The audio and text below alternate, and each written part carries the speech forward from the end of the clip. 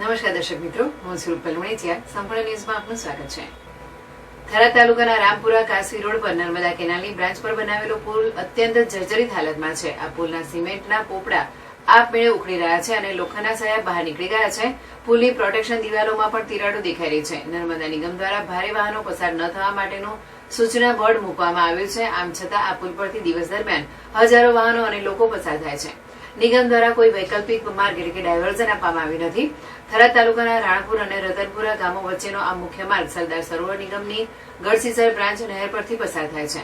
પુલની હાલત ભયજનક છે. સતત વધતા વાહન વ્યવહારને કારણે તેની સ્થિતિ વધુ બગડી રહી છે. સ્થાનિક લોકોમાં ગંભીર અકસ્માતનો ભય વ્યાપી ગયો છે. નિયમનો ભંગ કરીને ભારે વાહનો પણ આ પુલ પરથી પસાર થતા જોવા મળે છે. ગ્રામજનોના જણાવ્યા અનુસાર અનેક વખત પુલના સમારકામ માટે રજૂઆત કરવા છતાં કોઈ કાર્યવાહી હાથ ધરવામાં આવતી નથી. સરકાર દ્વારા રાજ્યભરના બ્રિજોનું નિરીક્ષણ અને સમારકામ ચાલી રહ્યું છે, પરંતુ આ પુલ હજુ પણ કાયમી સમારકામની રાહ જોઈ રહ્યો છે. સ્થાનિક લોકોની માંગ છે કે તાત્કાલિક નવો પુલ બનાવવામાં આવે અથવા હાલના પુલનું રિપેરિંગ કાર્ય શરૂ કરવામાં આવે, જેથી ભવિષ્યમાં મોટી દુર્ઘટના થતી અટકાવી શકાય. આ બાબતે નર્મદા નિગમના અધિકારીએ જણાવ્યું હતું કે તેમણે વિડીયો અને ફોટા લઈ ઉચ્ચ અધિકારીઓને મોકલ્યા છે. ટૂંક સમયમાં પુલનું સમારકામ કરવામાં આવશે. જરૂર પડે ત્યાં વાહન વ્યવહાર બંધ કરાવી દેવામાં આવશે.